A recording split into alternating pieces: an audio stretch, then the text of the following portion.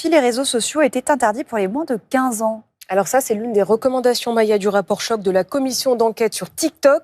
Un texte dévoilé ce matin qui envisage aussi la création du délit de négligence numérique pour les parents. Mathieu Rio, Alexandre Payrou. Pour cette mère et sa fille, l'utilisation des réseaux sociaux a viré au cauchemar.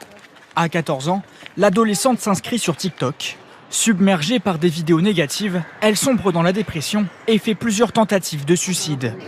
De fil en aiguille, il y a eu des gens qui ont donné des techniques pour se faire du mal, des techniques pour passer à l'acte, des vidéos qui incitaient au suicide.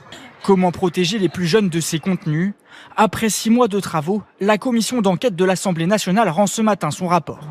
Parmi ses recommandations, l'interdiction des réseaux sociaux aux moins de 15 ans, la mise en place d'un couvre-feu numérique pour les 15-18 ans, ou encore un renforcement de la prévention auprès des adolescents et des parents.